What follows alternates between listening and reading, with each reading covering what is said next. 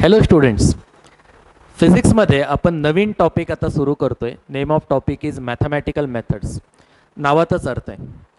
Physics शिकताना आपल्याला मॅथमॅटिक्समधल्या बऱ्याच टेक्निक्सचा, बऱ्याच टूल्सची गरज पडते. ओके, थ्रूआउट 11-12 JEE CETचा किंवा नीटचा फिजिक्स कोर्स करत असताना मॅथ्समधल्या काही गोष्टी, मॅथ्समधल्या काही टेक्निक्स, मॅथ्समधले काही टूल्स आपल्याला वापरायला लागणार आहेत.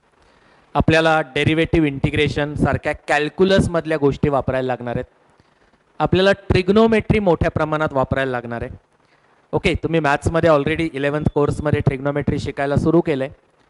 कॅल्क्युलस तुम्ही 11वीच्या शेवटी शिकायला लागाल. बराचसा कॅल्क्युलसचा पार्ट 12वीत पण शिकाल. वेक्टर्स हा असा एक पार्ट आहे मॅथ्समधला जो फिजिक्समध्ये खूप मोठ्या प्रमाणावरती आपल्याला वापरायला लागणार आहे. हे सगळे टॉपिक्स खरं म्हणजे मॅथ्सचे टॉपिक्स आहेत, परंतु फिजिक्स शिकताना अतिशय गरजेचे आहेत. या चॅप्टरमध्ये मी तुम्हाला असे काही टूल्स शिकवणार आहे, अशा काही टेक्निक शिकवणार आहे मॅथ्समधल्या की ज्या फिजिक्स शिकताना आपल्याला वापरायला लागणार आहेत, कामात येणार आहेत. ठीक आहे, त्यातली पहिली गोष्ट आज आपण सुरुवात करणार आहोत शिकायला, ती आहे वेक्टर्स. ओके, अजून प्रिसाइसली बोलायचं तर vector algebra we are going to learn now. Okay, तुम्हाला हे माहिती आहे की फिजिकल क्वांटिटीज दोन प्रकारच्या असतात. ओके, लहान स्टँडर्डमध्ये तुम्ही हे शिकलाय. There are two types of physical quantities, scalars and vectors. Scalars कशाला म्हणायचं?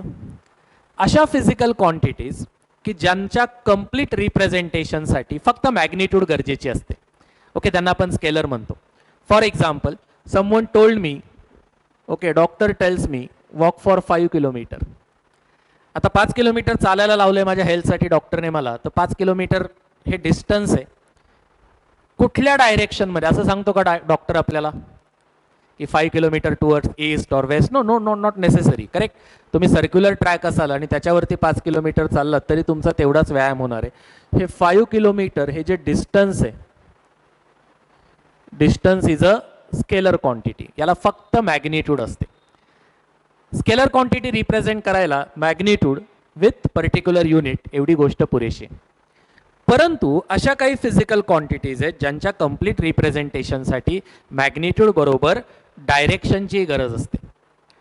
उदाहरणार्थ, मुंबई सपोज पुण्यापासून 160 किलोमीटरवरती आहे. Okay, this is the location of Pune.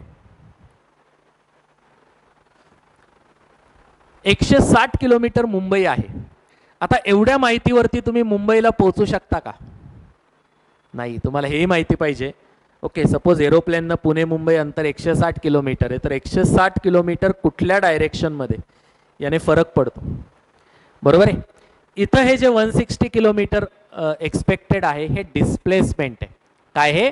Displacement. म्हणजे पर्टिक्युलर डायरेक्शनमध्ये. करेक्ट, डिस्प्लेसमेंट ही वेक्टर क्वांटिटी आहे.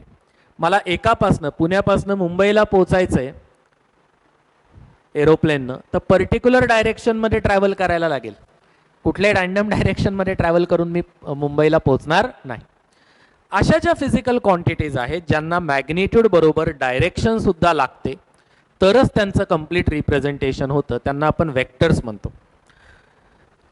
स्केलर आणि वेक्टर्स यामध्ये सगळ्यात महत्त्वाचा फरक हा आहे की स्केलरमध्ये ॲडिशन, सबट्रॅक्शन, मल्टिप्लिकेशन, डिव्हिजन अल्जेब्राच्या रूलप्रमाणे होतात.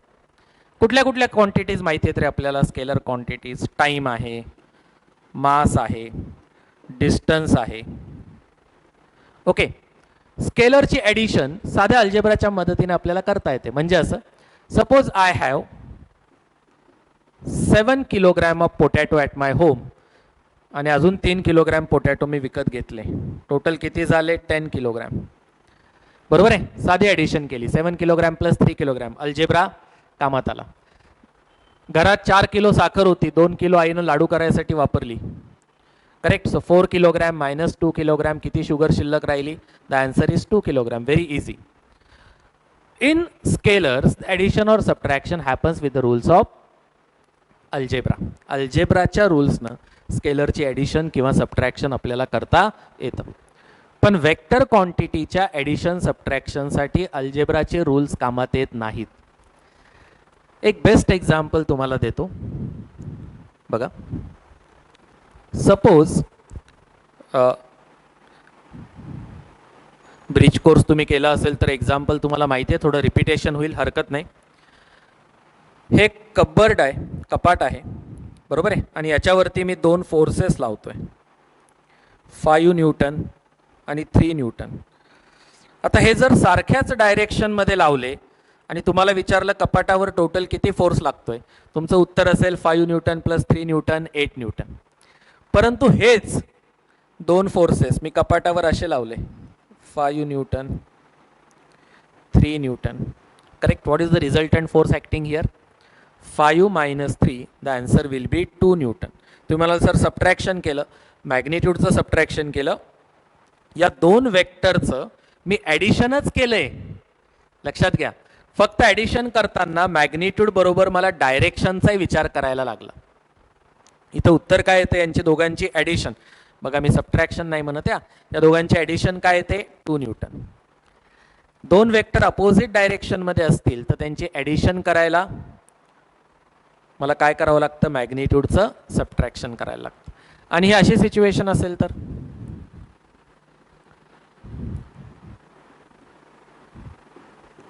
आता या कपाटावरती टोटल किती फोर्स ॲक्ट होतोय?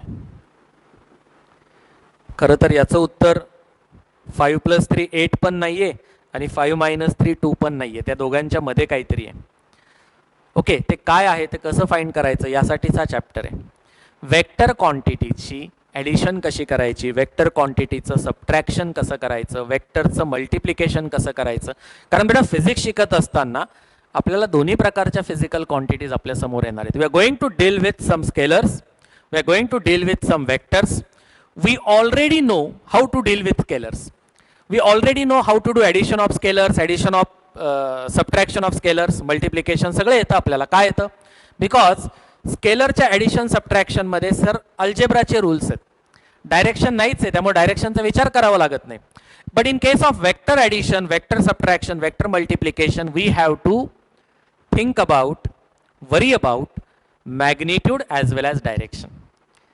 सो वेक्टर क्वांटिटीजच्या बाबतीत हे कॅल्क्युलेशन्स कसे करायचे यासाठी आपण हा चॅप्टर शिकतो. चॅप्टरचं नाव आहे वेक्टर अल्जेब्रा. काय नाव आहे चॅप्टरचं? Vector algebra. कुठल्या कुठल्या क्वांटिटीज आहेत रे ज्या वेक्टर आहेत?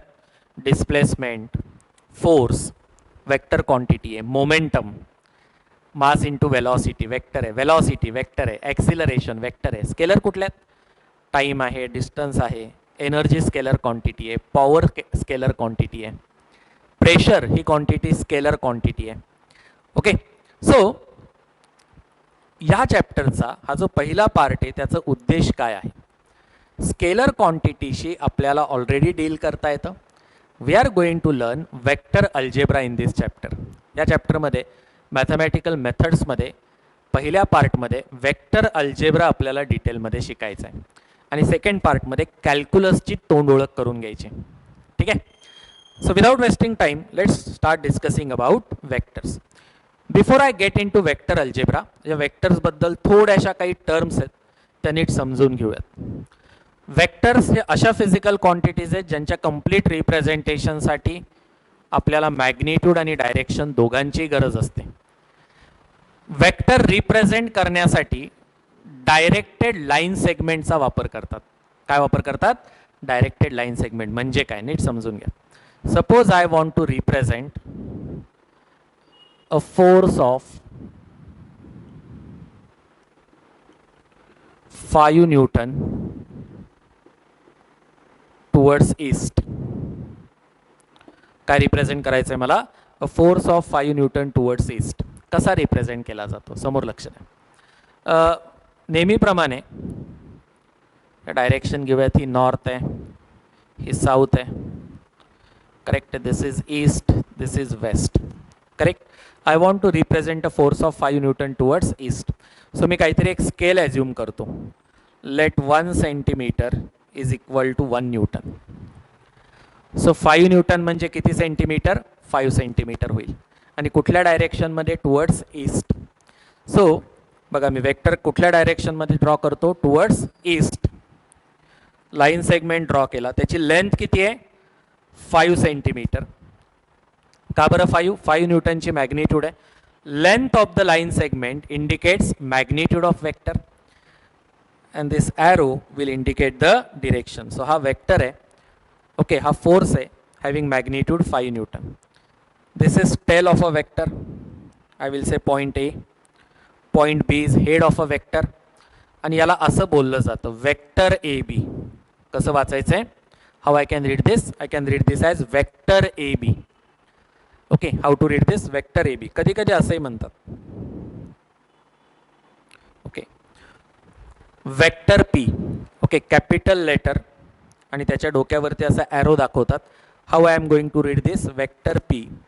कधी कधी टेल आणि हेड हे दोन्ही पॉईंट त्याच्या नावात घेतले जातात. Both methods are used for naming a vector. Either this way, 1 capital English alphabet, बरोबर आहे, किंवा represent tail and head with proper arrow. How to read this, vector A B, vector P. या line सेगमेंटची, या directed line सेगमेंटची, या ॲरोची length काय indicate करते, वेक्टरची मॅग्निट्यूड. आणि याची डायरेक्शन, या ॲरोची जी डायरेक्शन आहे that indicates direction of vector. Suppose I want to represent a force of 7 Newton towards southwest. A force of 7 Newton towards southwest. कसा रिप्रेझेंट करणार मी, इथून रिप्रेझेंट करतो. ठीक आहे, हा ओरिजिन म्हणजे टेल घेतो, करेक्ट. हे जस्ट म्हणजे काढायला सोपं जावं म्हणून इथून घेतलं, करेक्ट. कुठूनही इथे इकडे ड्रॉ केलं असतं तरी चाललं असतं. स्केल घ्या काहीतरी. ओके, चला 7 कशाला, 70 न्यूटन घेऊयात. ओके, काहीतरी स्केल घ्या. Let 1 centimetre is equal to 10 Newton. This is my scale. सही बात है बेटा. So when I say 70 Newton, so it means 7 centimeter. So माझा डायरेक्टेड लाईन सेगमेंट किती लेंथचा असेल, 7 सेंटीमीटर, साऊथ वेस्ट. सो याला 45 डिग्री अँगल करणारा, ओके, याला काहीतरी नाव द्या, O A suppose. So vector O A represents this force of 70 Newton towards south west. आले लक्षात. या चॅप्टरमध्ये आपण जे वेक्टर शिकणार आहोत ना, ते फ्री वेक्टर्स आहेत. तुम्ही म्हणाला तर हे नवीन काय काढलं, फ्री वेक्टर म्हणजे काय. फ्री वेक्टर म्हणजे असं की मॅग्निट्यूड आणि डायरेक्शन चेंज न करता हा ॲरो मी इथून उचलून कुठेही मूव्ह करू शकतो. म्हणजे हा ॲरो ओ ए असा इकडे काढला, लेंथ बदलली नाही, डायरेक्शन बदलली नाही. This and this two things represent same. हे दोन्ही ॲरो सेम गोष्ट रिप्रेझेंट करतात. ओके, हे दोन्ही वेक्टर सेम आहेत. काय सेम पाहिजे, मॅग्निट्यूड आणि डायरेक्शन सेम पाहिजेत. भलेही इनिशियल पॉईंट आणि म्हणजे टेल आणि हेड बदलला आहे, बरोबर आहे. सो वेक्टरला त्याला पॅरलल मॅग्निट्यूड आणि डायरेक्शन न बदलता आपण कुठेही हलवू शकतो. अशा प्रकारच्या वेक्टर्सला म्हणतात फ्री वेक्टर्स. या चॅप्टरमध्ये मी जे सगळे वेक्टर शिकणार आहे ते वेक्टर्स काय आहेत, फ्री वेक्टर्स आहेत. So vector is represented by directed line segment. He concept आपल्या डोक्यामध्ये पक्की बसली पाहिजे. त्या लाईन सेगमेंटची लेंथ म्हणजे वेक्टरची मॅग्निट्यूड, त्या लाईन सेगमेंटची डायरेक्शन म्हणजे वेक्टरची डायरेक्शन. बर, suppose I have some vector X. Okay, how you are going to read this, vector X. Vector एक्सच्या हा ॲरो काढून टाकला, नुसता एक्स राहिला, त्याला म्हणतात magnitude of vector X. How we call this, magnitude of vector x. Suppose there is a force of 70 Newton towards मगाचाच south west. Okay, त्याला त्या वेक्टरला मी एफ न दाखवलंय, correct. So F is a vector, पण नुसता एफ लिहिला तर याचा अर्थ होतो या फोर्सची मॅग्निट्यूड ती किती आहे, 70 न्यूटन. ही मॅग्निट्यूड आहे, डायरेक्शन अभिप्रेत नाही, इंटरेस्ट नाही मला, फक्त मॅग्निट्यूड किती आहे, 70 न्यूटन. असं लिहिलं तर याचा अर्थ होतो वेक्टर फोर्स. आणि याच्यावरचा ॲरो काढून टाकला तर याला म्हणतात magnitude of vector F. Vector F, magnitude of vector F. किंवा हे असंही दाखवता येतं, ॲब्सोल्यूट व्हॅल्यूमध्ये वेक्टर एफ लिहिला, हे पण कसं वाचायचं, magnitude of vector F. How to read this, magnitude of vector F. So I repeat, magnitude of vector F. Correct. हे कसं वाचायचं आहे, मॅग्निट्यूड ऑफ वेक्टर एफ. याचा ह्या दोघांचाही अर्थ सेम होतो. सो या वेक्टरच्या डोक्यावरनं ॲरो काढून टाकला की मॅग्निट्यूड शिल्लक राहते, किंवा असं लिहिलं तरी त्याचा अर्थ होतो मॅग्निट्यूड ऑफ वेक्टर एफ. बरं, काही टर्म्स आहेत वेक्टरशी रिलेटेड, त्या इंट्रोड्यूस करतो. पहिली आहे zero vector.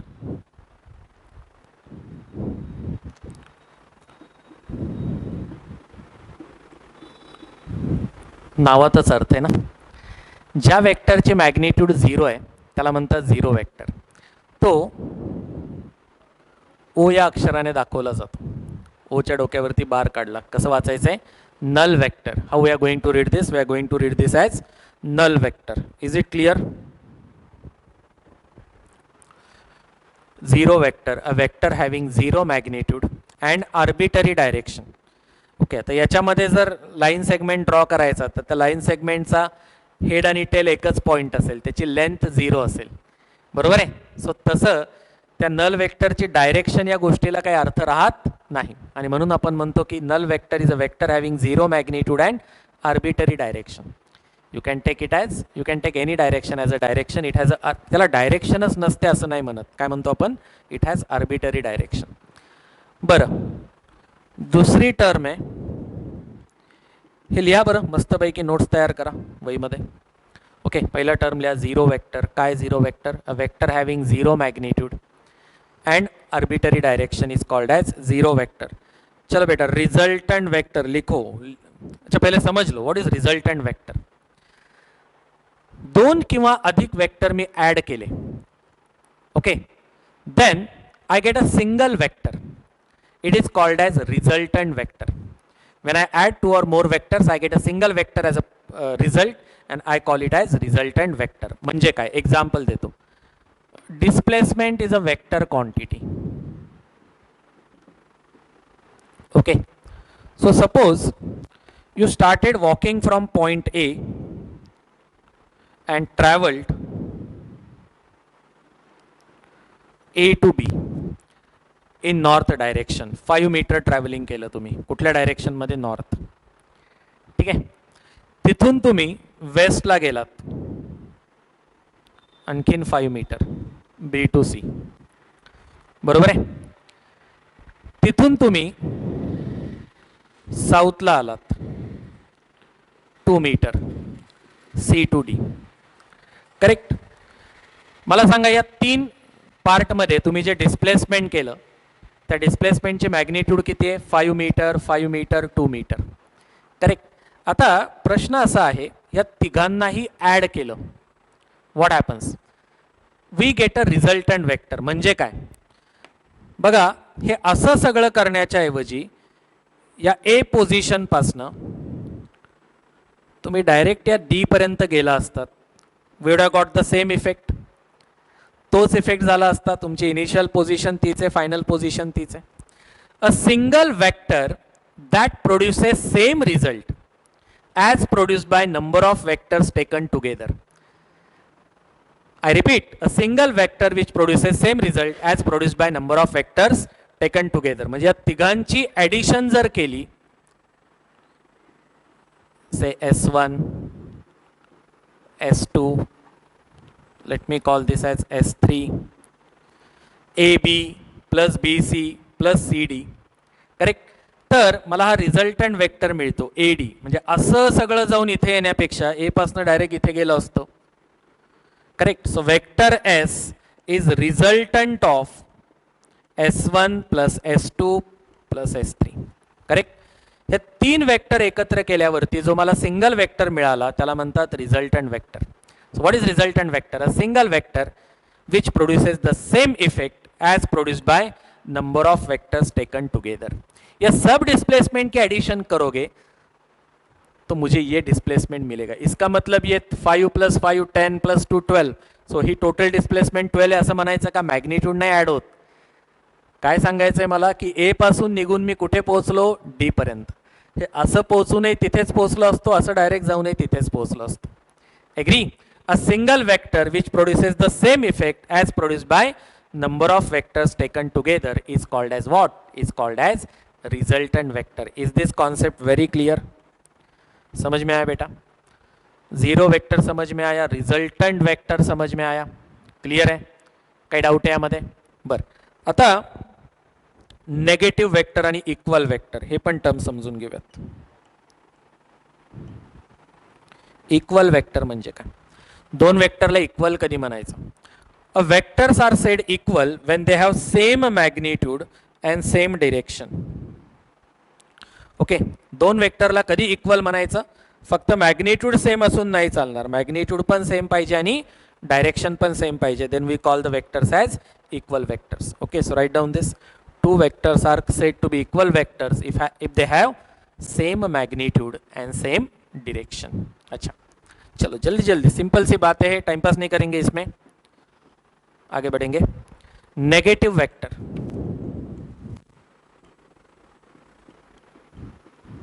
What is negative vector? A vector having equal magnitude but opposite direction.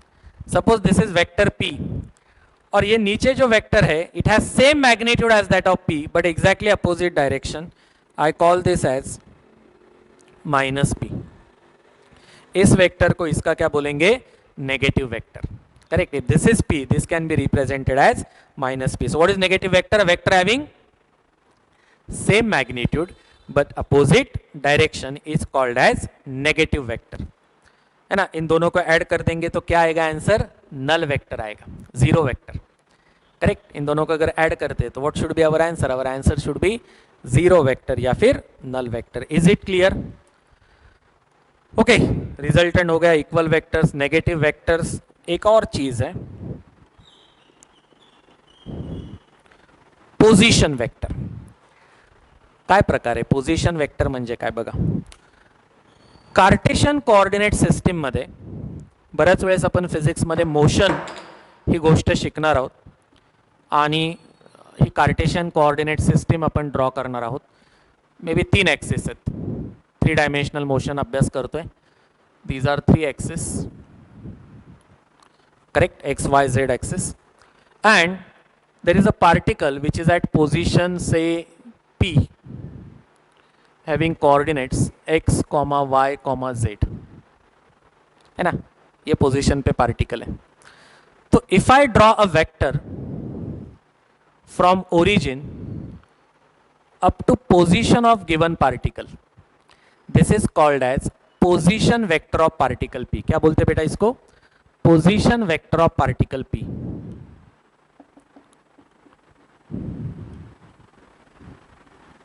So what is position vector? A vector drawn from origin to given position of a particle. Suppose particle P is in motion.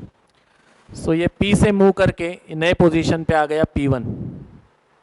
What will happen? Its position vector will change. Agree? इसका position vector पहले क्या था? OP.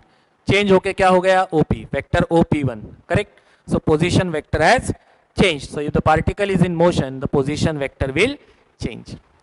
Agree? So what is position vector? A vector drawn from origin to given position of particle is called as position vector. इसके बारे में थोड़ा और detail बात होगी जब हम सीखेंगे यूनिट वेक्टर. एक कॉन्सेप्ट ऐड कर देता हूं इसमें, यूनिट वेक्टर. इसके बाद पोजीशन वेक्टर पे और डिटेल है. डायग्राम ऐसे ही रखता हूं मैं. यूनिट वेक्टर क्या होता है बेटा? Okay, let's understand unit vector.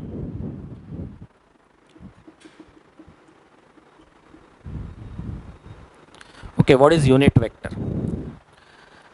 A vector having magnitude 1 unit. Zero vector, vector having magnitude 0 unit. A unit vector is a vector which is having magnitude 1 unit in given direction. Okay, suppose I have this vector m. Okay, इसका magnitude कैसे represent करते हैं हम? या फिर ऐसे, है ना? अब इसी डायरेक्शन में एक यूनिट मैग्नीट्यूड का वेक्टर अगर मैंने ड्रॉ किया तो इसको बोलते हैं unit vector. Okay, I can write this as U cap M, unit vector in the direction of vector M. Okay, कैसे पढ़ेंगे? यू कैप मतलब unit vector in the direction of vector M. Is it okay? What is unit vector? A vector having magnitude 1 unit in the direction of given vector is called as unit vector in that direction. See, we can determine unit vector like this. If I divide a vector by its magnitude, vector को अगर उसके magnitude से divide करेंगे तो हमें मिलेगा unit vector in its direction. Okay, या फिर any vector can be represented as magnitude into unit vector in its direction. किसी भी वेक्टर को ऐसे भी रिप्रेजेंट किया जा सकता है. अरे बात को समजो. कुठल्याही वेक्टर मध्ये दोन गोष्टी असतात. काय? मॅग्निट्यूड असते आणि डायरेक्शन असते. युनिट वेक्टर त्या वेक्टरची डायरेक्शन सांगते आणि हा मॅग्निट्यूड त्याची मॅग्निट्यूड सांगतो. So I can write vector m as m magnitude into some unit vector. और क्लियर हो जाएगा जब मैं बताऊंगा. Unit vector along Cartesian axis have fixed symbols. Unit vector along positive x-axis is represented as I cap. Unit vector along positive y-axis is represented as j cap. Okay, तो complex number मध्ये तो iota आहे, तो वेगळा. Okay, आणि unit vector along Z axis is called as K cap. So unit vector along Cartesian axis are having fixed symbol. ठरवून टाकलंय आपण फिजिक्समध्ये. ओके, रादर मॅथ्समध्ये म्हणायला पाहिजे की unit vector along X axis I will call I cap, unit vector along Z Y axis I will call J cap, unit vector along Z axis I will call K cap. So when I write 7 I cap, इसका मतलब क्या होता है? A vector P is equal to 7 I cap. इसका मतलब क्या हो गया बेटा? इसका मतलब हो गया vector P is a vector जिसका मैग्नीट्यूड 7 है और डायरेक्शन है along positive x axis. I cap क्या बताता है हमें? उसका डायरेक्शन बताता है ना? Okay, if I write vector Q as -3 cap, इसका मतलब क्या हुआ? मैग्नीट्यूड -3 नहीं, मैग्नीट्यूड ऑफ वेक्टर हमेशा positive, magnitude is always positive. तो बेटा मैग्नीट्यूड है 3 यूनिट क्या होगा वेक्टर का? मैग्नीट्यूड, और डायरेक्शन है -k कैप. मतलब क्या? If z is positive, z axis say unit vector का है k cap. So -k cap is along negative z axis. Correct. So if this is positive z axis, माझा vector असा आहे exactly in opposite direction. Correct. Magnitude किती आहे? 3. -k cap indicates direction, 3 indicates magnitude. तो कोई भी vector में दो चीजें छुपी हुई होती है. कौन सी? मैग्नीट्यूड और डायरेक्शन. यूनिट वेक्टर हमें उन दोनों को सेपरेट करने की तरकीब बताता है. Are you getting this? A magnitude and unit vector. Every vector has a magnitude and unit vector which represents direction. How to find unit vector and given direction? Correct. म्हणजे या डायरेक्शन मध्ये unit vector काय? तुम्हाला विचारलं काय कराल तुम्ही? या वेक्टरला त्याच्या मॅग्निट्यूडने डिवाइड कराल, म्हणजे 7 न काय unit vector i cap. Agree? हे झेपलं ना रे? If someone tell you that vector P is equal to 7 j cap. So what is unit vector in this direction? P cap बोलते चलो उसको. वेक्टरला त्याच्या मॅग्निट्यूडने डिवाइड करायचं. So 7 j cap divided by 7.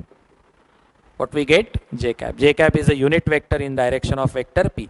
सही बात है, vector P is along y axis. Are you getting this? So unit vector लिखो. What is unit vector? A vector having magnitude 1 unit is called as unit vector in given direction. Correct? Every vector can be represented as product of a magnitude and unit vector in its direction. कोई भी vector को हम ऐसे लिख सकते हैं, magnitude into direction. What is direction? Direction is represented by unit vector. Unit vector हमें vector का डायरेक्शन बताता है। Are you getting this point? Very clear. Okay, और एक और बात लिखो, unit vector along positive x axis i cap. Okay, unit vector along positive y axis j cap, unit vector along positive z axis k cap.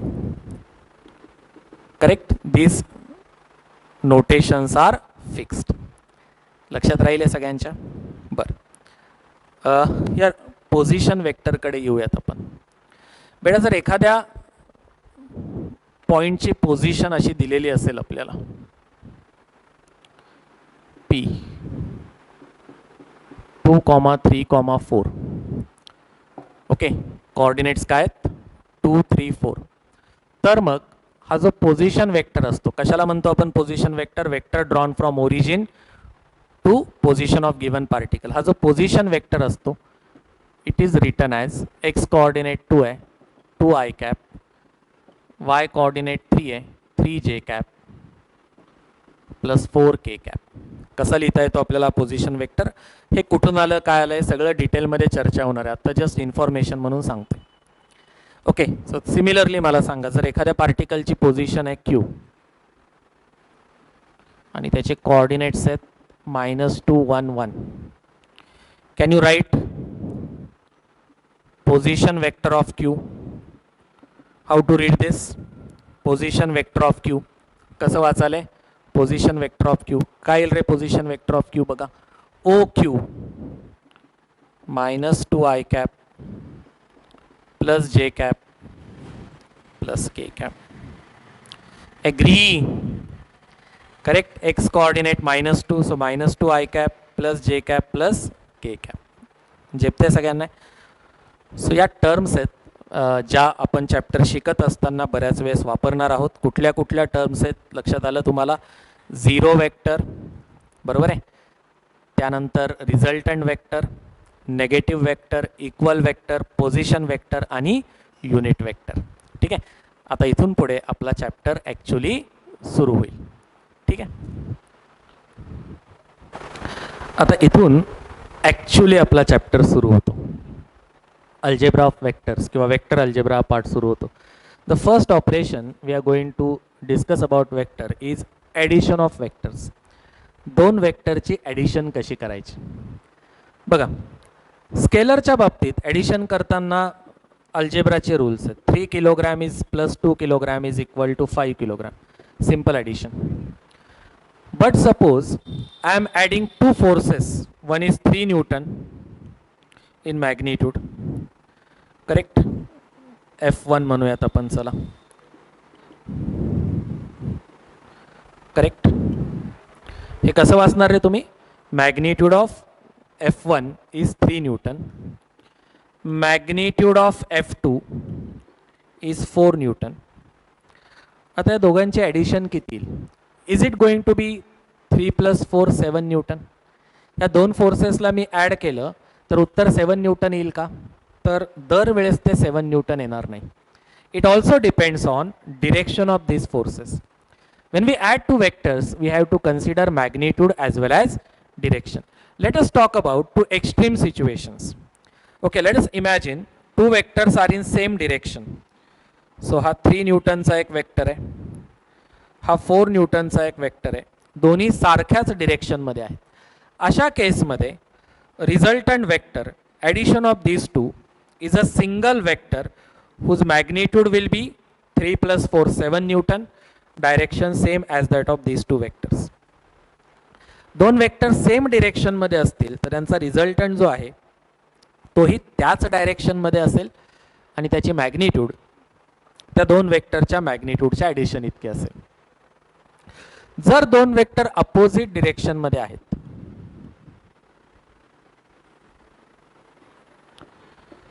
okay, suppose these are two vectors which are in opposite direction. How we add this? अशा केस मध्ये जास्त मॅग्निट्यूडच्या वेक्टरमधनं कमी magnitude subtract करायचे. So 4 Newton minus 3 Newton 1 Newton and direction of resultant is same as that of vector having larger magnitude. So हा जर F1 असेल, हा जर F2 असेल, हा जो रिझल्टंट आहे F1 प्लस F2. ओके, या दोघांना ॲड करायचं आहे. बघा, या ॲडिशन केल्यानंतर जी मॅग्निट्यूड आली ती F1 पेक्षाही लहान आली, F2 पेक्षाही लहान आली. किती आली रे ती magnitude? 1 newton. Are you getting this? If two vectors are in opposite direction, their resultant will have magnitude equal to subtraction of their magnitude. So इथे resultant किती येईल? 1 Newton. What will be the direction of resultant? Same as that of vector having larger magnitude. Correct? Getting this point? बरं, आता या मी म्हटल्याप्रमाणे झाल्या extreme situations जिथे दोन वेक्टर्स आयदर सेम डिरेक्शनमध्ये होते किंवा अपोजिट डिरेक्शनमध्ये. ओके, सेम डिरेक्शनमध्ये असतील त्यावेळेस त्या वेक्टरची जी ॲडिशन येईल it has a largest possible magnitude. बरोबर आहे. जर अपोजिट डायरेक्शन असेल तर resultant has smallest possible magnitude. But what if two vectors are neither in same direction nor in opposite direction?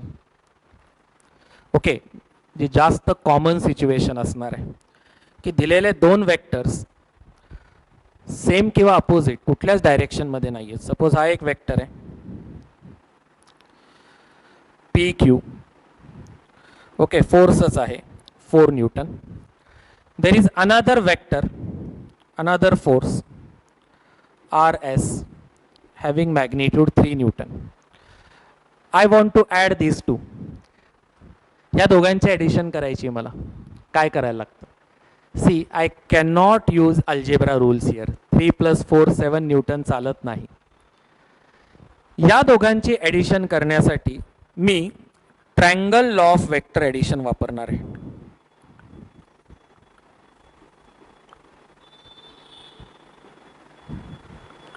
What is triangle law of vector addition? जे दोन vectors add करायचे okay त्यांची addition geometrical पद्धतीने करतो. म्हणजे काय? हा पहिला वेक्टर मी ड्रॉ केला vector P Q as first side of triangle. हा सेकंड वेक्टर जो आहे पहिल्या वेक्टरचा जो हेड आहे तिथे याची टेल ठेवली.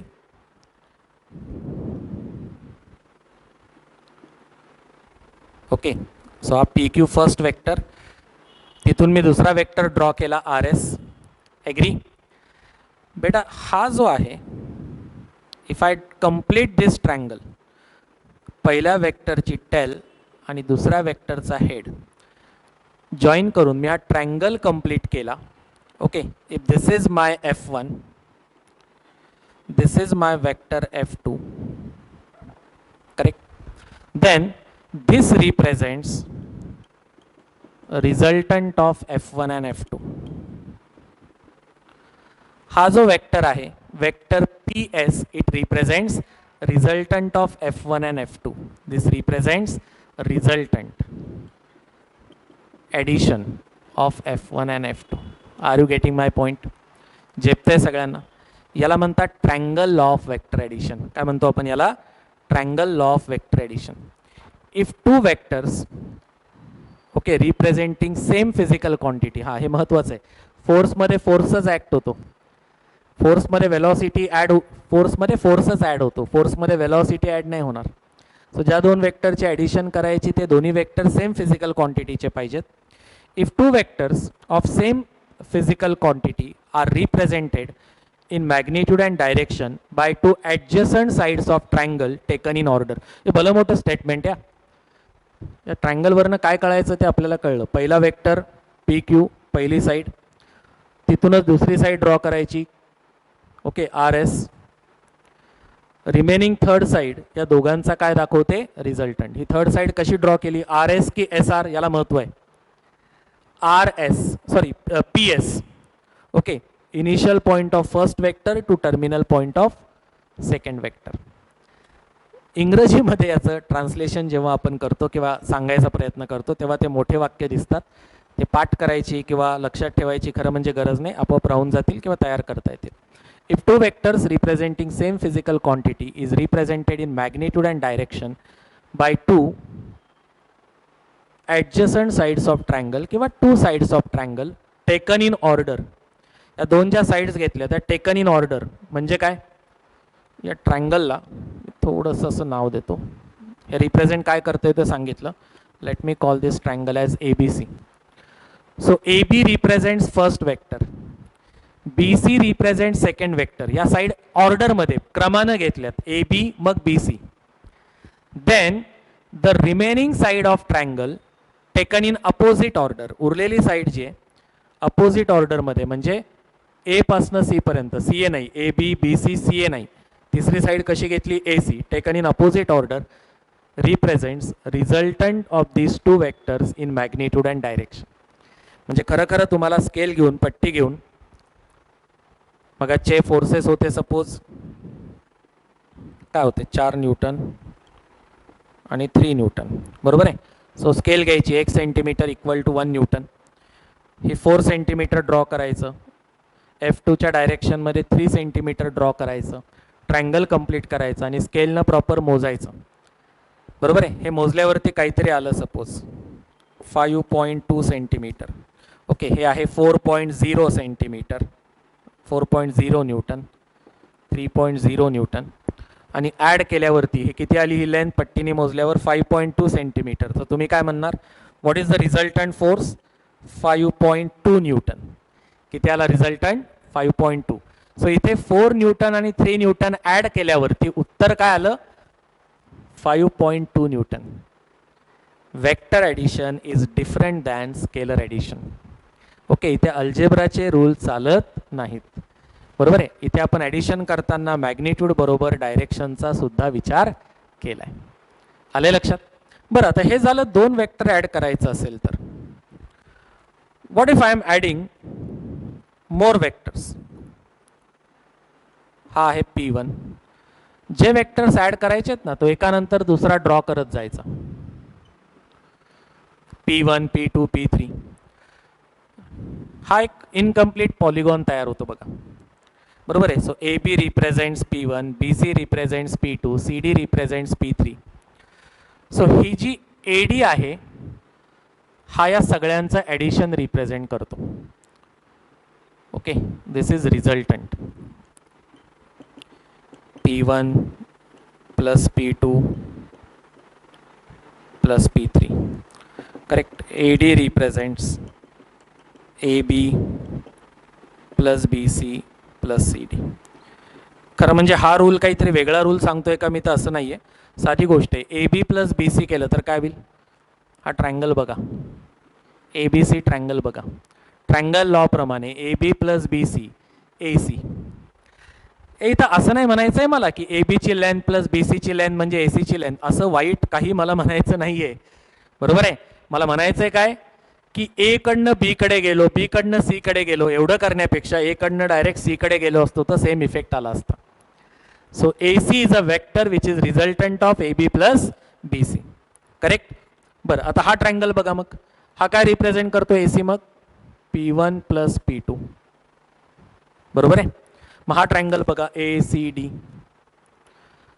AD is sum of what AC plus CD. या ट्रायंगलमध्ये या दोन साईडच आहेत ना, AC plus CD gives the remaining side AD. AC काय P1 plus P2 plus P3. So ही साईड काय देते P1 plus P2 plus P3.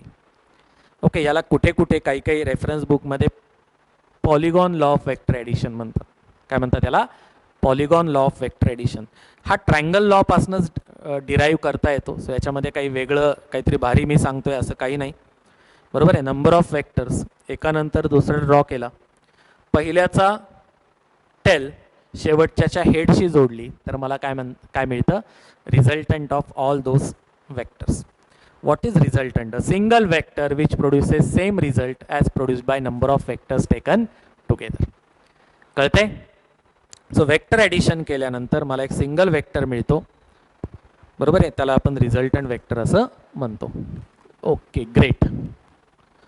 चला एक ट्रँगल काढतो आणि इथे ट्रँगल लॉचं स्टेटमेंट लिहा असं सांगतो मी. ओके, याच्यावरती जे MCQs येतात हे महत्त्वाचं आहे. बघा स्टोऱ्या लक्षात राहतात पब्लिकच्या. ओके, मी ती साखर आणल्याची स्टोरी सांगितली, आईचे लाडू झाले, हे लय भारी वाटतं. ओके, हे परफेक्ट लक्षात राहतं. लक्षात जे ठेवायचे ते क्वेश्चन्स आहेत, कॉन्सेप्ट डोक्यात फिट बसवायचे. बरोबर आहे. कॉन्सेप्ट काय, इथे क्वेश्चन घेतो, बघा तुम्हाला जमतंय का.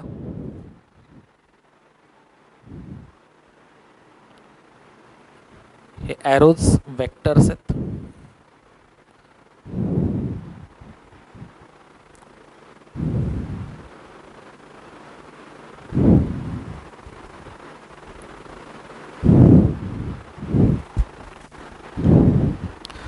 ओके, हा ट्रायंगल आहे PQR. एग्री. सो कुठलं बरोबर आहे सांगायचं option.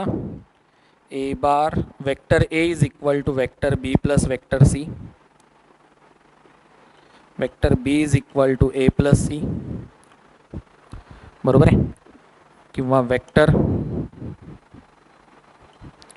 C is equal to B plus A.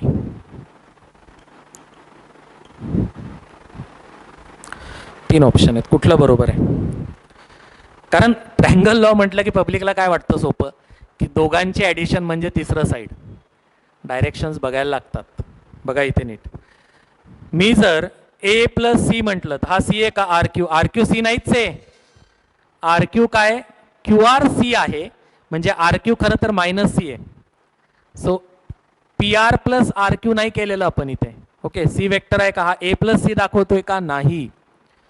नीट बघा, B प्लस C आहे, PQ प्लस QR, हो ना, दोन वेक्टर क्रमाने घ्यायला पाहिजेत. एग्री.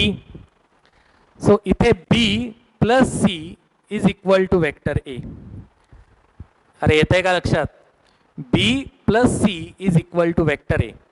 करेक्ट. सो हा जर वेक्टर मी असा लिहिला, आता थोडा बदल करतो, आता काय होईल, व्हॉट विल हॅपन. A आता क्रमाने आला, PR plus RQ, A plus C is equal to vector B. A plus C is equal to vector B. बरोबर आहे. असा लिहिला असता तर काय झालं असतं, हा वेक्टर C आहे. बरोबर. तुम्हाला ट्रँगल लॉ बदलला का, बदलला नाही. पहिली साईड PR अशी घेतली, काहींना असं आवडतं, प्लस RQ, हरकत नाही, PR plus RQ is equal to PQ, काही म्हणणं नाही, हे परफेक्ट आहे. PR काय, वेक्टर A, RQ काय, QR जर वेक्टर C असेल तर RQ त्याच्या अपोजिट डायरेक्शन मधला तेवढ्याच मॅग्निट्यूडचा वेक्टर आहे. सो RQ काय, मायनस C. अरे झेपतंय का, PR वेक्टर A आहे, RQ QR is C, so RQ is minus C. Correct. Is equal to PQ म्हटलंय आपण, बरोबर आहे. हे प्लस हे इक्वल टू PQ, बरोबर आहे. What is PQ, vector B. Agree. सा मायनस तिकडे जाईल,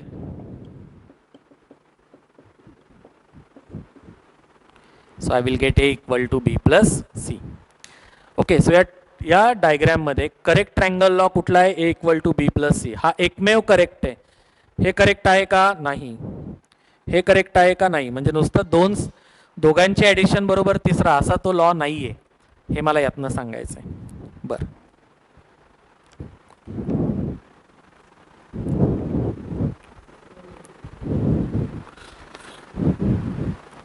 बरं, अजून एक क्वेश्चन विचारतो तुम्हाला, सेकंड MCQ. दोन वेक्टर्स आहेत, त्यांची मॅग्निट्यूड आहे 3 न्यूटन आणि 5 न्यूटन, फोर्सेस आहेत. करेक्ट. या दोघांना ॲड केलं, डायरेक्शन बद्दल काही दिलेलं नाही. Two vectors, two forces are having magnitude 3 newton and 5 newton. Nothing has been said about the direction. We are going to add this two vectors. हे दोन वेक्टर आपल्याला ॲड करायचे, 3 न्यूटन आणि 5 न्यूटन. प्रश्न असा आहे की हे दोन ॲड केल्यानंतर जो रिझल्टंट येतो, which of the following is not possible regarding resultant of the two vectors.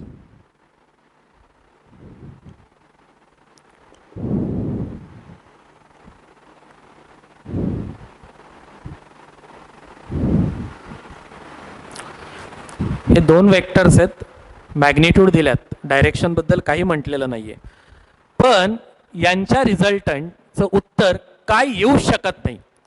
काय उत्तर आलं रिझल्टंटचं हे नाही विचारलं, आपल्या डायरेक्शन बद्दल काहीच बोललेलं नाही. या 4 ऑप्शन पैकी एक ऑप्शन असा आहे की या दोघांचा रिझल्टंट येऊ शकत नाही. काय लॉजिक आहे समजून घ्या. बेटा दोन वेक्टर जेव्हा आपण ॲड करतो त्यांच्या रिझल्टंटची मॅक्सिमम मॅग्निट्यूड असते त्या दोघांच्या मॅग्निट्यूडचे ॲडिशन, म्हणजे किती 8 Newton is a maximum possible addition. आणि मिनिमम रिझल्टंटची व्हॅल्यू असते त्या दोघांच्या मॅग्निट्यूडचं सबट्रॅक्शन. किती आहे 2 न्यूटन. का बरं रे? दोघांचे ॲडिशन मॅक्सिमम कधी असेल when both are in same direction. Minimum कधी असते when both are in opposite direction. बाकी इतर कुठल्याही केसमध्ये जेव्हा आपण ट्रायंगल ड्रॉ करतो, तुम्हाला नियम किती लोकांना माहिती आहे मला माहिती नाही,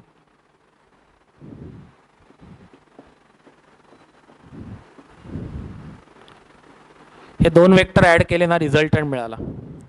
एक्स्ट्रीम केसेस बोललो आपण की जास्तीत जास्त ॲडिशन किती आहे, सेम डिरेक्शन 8 न्यूटन, कमीत कमी सबट्रॅक्शन 2 न्यूटन. इतर कुठल्याही सिच्युएशनमध्ये ही जी साईड आहे ना ट्रायंगलची, तुम्हाला माहिती आहे काय, ट्रायंगलमध्ये कुठलीही साईड, मोठी साईड जी असते तिची लेंथ इतर दोन साईडच्या लेंथच्या ॲडिशनपेक्षा कमी असते. काय सांगितलं मी की ही जर लेंथ असेल 3 सेंटीमीटर, हा जर असेल 4 सेंटीमीटर, तर हा 3 + 4 7 पेक्षा कमी असतो. रूल आहे. ट्रायंगलमध्ये कुठलीही साईड इतर दोन साईडच्या लेंथपेक्षा समपेक्षा कमी असते आणि सबट्रॅक्शनपेक्षा जास्त असते. म्हणजे सगळ्यात छोटी साईड असेल ट्रायंगलची,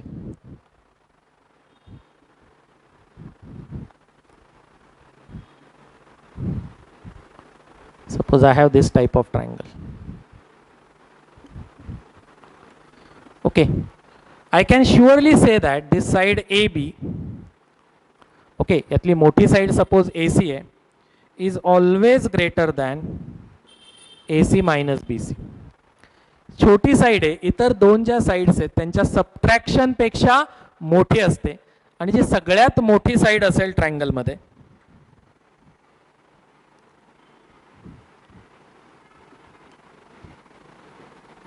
इथे AC आहे, it has to be greater than AB plus BC. This is triangle inequality. काय म्हणतात याला? Triangle inequality. की ट्रायंगलमध्ये, कुठल्याही ट्रायंगलमध्ये कायम लक्षात ठेवा की जी सगळ्यात मोठी साईड आहे ती इतर दोन साईडच्या लेंथपेक्षा तिची लेंथ कमी असते आणि सगळ्यात लहान जी साईड आहे इतर दोन साईडच्या लेंथच्या सबट्रॅक्शनपेक्षा ती मोठी असते. So if I prepare a triangle with these two forces F1 and F2, what will happen? उसका ज़्यादा से ज़्यादा जो साइड आएगा, ये 3 सेंटीमीटर है, 5 सेंटीमीटर है, ज़्यादा से ज़्यादा कितना बड़ा आएगा 8 सेंटीमीटर. रिजल्टेंट मैक्सिमम कितनी है 8 न्यूटन. कम से कम कितना आएगा 2 Newton. I cannot have resultant of these two forces greater than 8. I cannot have resultant less than 2. तो 6 Newton is between these two values. 7 Newton भी चलेगा, 8 न्यूटन भी चलेगा. If two forces are in same direction तो resultant 8 Newton भी आ सकता है. 1 Newton नहीं आ सकता. क्यों नहीं आ सकता? Because it is less than difference between two forces. तो ये दो फोर्सेस का रिजल्टेंट कभी भी 1 न्यूटन आ नहीं सकता है. So what we understood, when two vectors are given to you, a displacement of 5 meter and 11 meter, what is the maximum possible resultant? 16 meter. What is minimum possible resultant? Subtraction 6 meter. तो इन दो vector को अगर जोड़ेंगे तो ज्यादा से ज्यादा बड़ा वेक्टर मिलेगा 16 मीटर वाला, कम से कम मिलेगा 6 मीटर वाला. अगर किसी ने हमें बोला कि इनका रिजल्टेंट आ रहा है 4 मीटर, तो we are sure that it is wrong. Are you getting this? लक्षात राहिले? हे थोडंसं टेक्निकल भाषेमध्ये असं लिहिलं जातं, लिहा तुम्ही. Okay.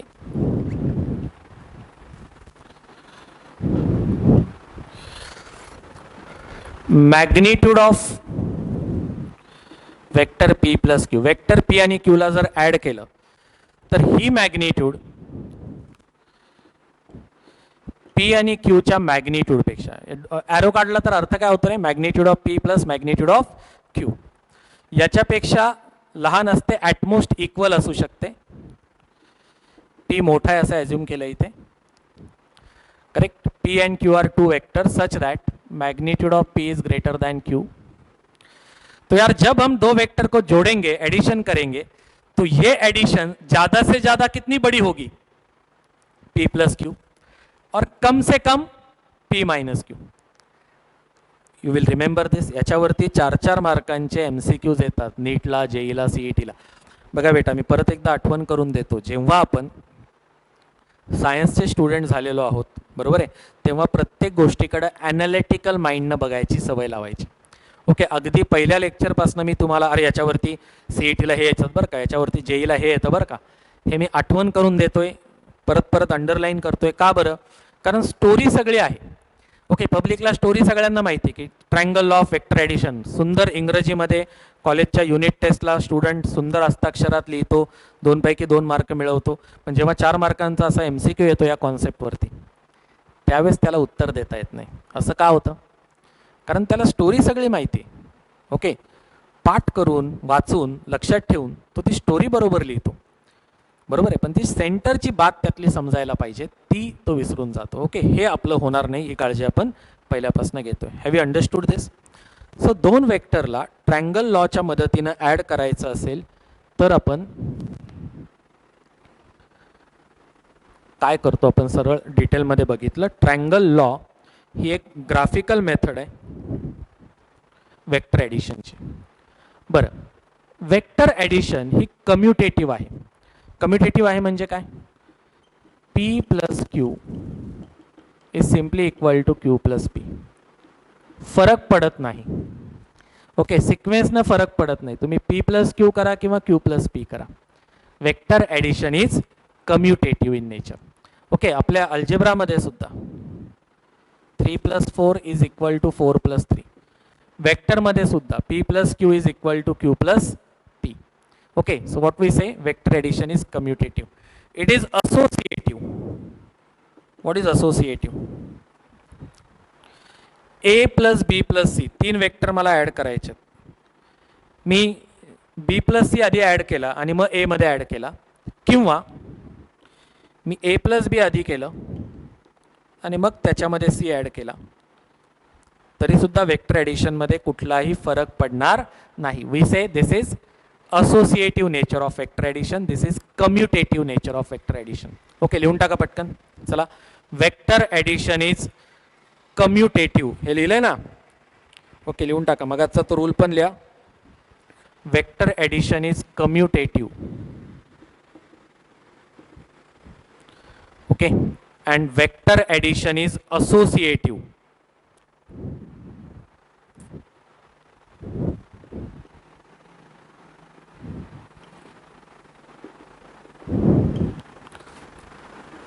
Okay, vector addition is commutative as well as vector addition is associative. बरं, आता बेटा वेक्टर ॲडिशनची ही जी मेथड आपण बघितली, ही मेथड ही बेसिकली ग्राफिकल मेथड आहे. म्हणजे तुम्हाला 2 वेक्टर ॲड करायचे असतील तर अशा प्रकारे ते प्रॉपर वेक्टर ड्रॉ करावे लागतील स्केलनं, आणि मग त्यांची ॲडिशन करावी लागेल, बरोबर आहे. आता आपल्याला ॲनालिटिकल मेथड शिकायची वेक्टर ॲडिशनची. ओके. आत्ता जी मेथड शिकलो ट्रायंगल लॉ, ही काय होती? ग्राफिकल मेथड, जिथं ॲक्च्युअल तुम्हाला डायग्रॅम काढून ते वेक्टर ॲडिशन करावं लागेल. परंतु आता मला एक अशी मेथड शिकायची, ॲनालिटिकल मेथड शिकायची, की जिथे वेक्टर ॲडिशन करताना मला डायग्रॅम काढायला लागणार नाही. ओके. आय वॉन्ट अ फॉर्म्युला की सपोज 2 वेक्टर्स आहेत पी आणि क्यू, आणि त्या दोघांच्या अँगलमध्ये, त्या दोघांच्या डायरेक्शनमध्ये अँगल आहे थीटा. किती अँगल आहे त्या दोन वेक्टरमध्ये? Theta is angle between two vectors. तर मला असा फॉर्म्युला शोधायचा की ज्या फॉर्म्युल्यानं रिझल्टंटची मॅग्निट्यूड मिळेल. या दोघांना ॲड केल्यावरती जो रिझल्टंट येतो त्याची मॅग्निट्यूड त्या फॉर्म्युल्यानं मला काढता येईल. मला ग्राफिकली नाही करायचं आहे, मला डायग्राम वगैरे नाही काढायचं आहे. Okay, so analytical method of vector addition कसं करतो बघा आपण, समोर लक्ष द्या. वेक्टर ॲडिशन ॲनालिटिकली करण्यासाठी आपण पॅरलेलोग्राम लॉ वापरतो. काय वापरतो? Parallelogram law of vector addition. काय लॉ तो बघा. दोन वेक्टर ज्यांची तुम्हाला ॲडिशन करायची, पी आणि क्यू. ट्रायंगल लॉ तुम्ही शिकलात. काय करतो आपण ॲडिशन करताना? पी ड्रॉ करतो, तिथून क्यू ड्रॉ करतो. ओके, ड्रॉ करताना मॅग्निट्यूड डायरेक्शन बदलत नाही. ते बदललेल्या दिसत असतील तर that is because of my poor drawing skill. Okay, this is the resultant P plus Q. Correct.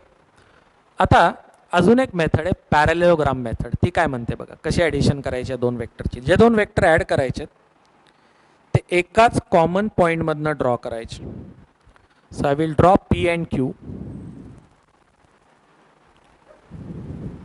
like this. AB represents vector P, AC represents vector Q. Okay, दोन्ही vector triangle law मध्ये एकानंतर दुसरा काढला होता. इथे काय केलं मी, दोन्ही वेक्टर सेम कॉमन पॉईंटमधनं ड्रॉ केले आणि मग एक पॅरलेलोग्राम कंप्लीट करायचं. काय कंप्लीट करायचं? एक पॅरलेलोग्राम. समोर बघा, I will complete a parallelogram here.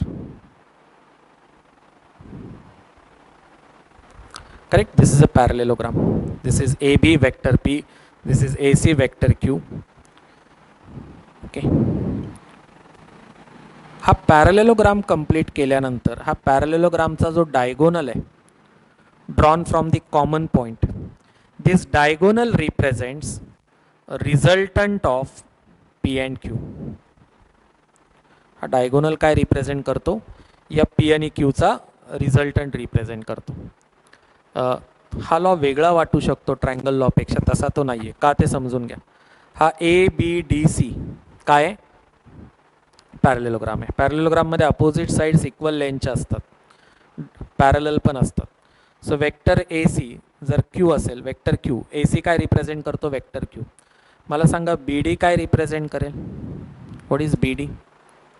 साधी गोष्ट आहे, लेंथ सेम आहे, डायरेक्शन सेम आहे. So this is also vector Q. जर ए सी वेक्टर क्यू असेल तर बी डी पण काय? वेक्टर क्यू आहे. आणि मग हा ट्रायंगल बघा ना, ए बी डी. काय लक्षात येतं रे? A B plus B D is equal to A D. अरे हो की नाही? A B plus B D is equal to what? A D. बरोबर बोलतोय मी? परफेक्ट आहे.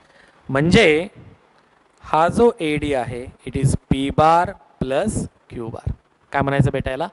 Parallelogram law of vector addition. याची मदत घेऊन पुढच्या लेक्चरला, okay, it will be too heavy if I take everything in first lecture. Using this next लेक्चरला आपण दोन वेक्टरची ॲडिशन कशी करायची याबद्दल बोलणार आहोत. Okay, we are going to discuss about how we are going to add two vectors analytically. Okay, triangle law किंवा इवन हा पॅरलेलोग्राम लॉ, हे दोन्ही लॉ काय सांगतायत? तुम्हाला डायग्राम काढायला लागतील अशा सगळ्या. आपण काय शोधणार आहोत? Analytical method to add two vectors. ठीक आहे, नेक्स्ट लेक्चरला आपण हे करूयात. आज होमवर्कला क्वेश्चन देतो. पहिला क्वेश्चन आहे, एकच क्वेश्चन देतो rather. Null vector, zero vector चे काही एक्झाम्पल्स तुम्ही शोधून आणायचे. Okay, find some examples of null vector or zero vector. Is it okay? करायचं असं? ठीक आहे, इथे थांबूयात आपण. चलो बाय.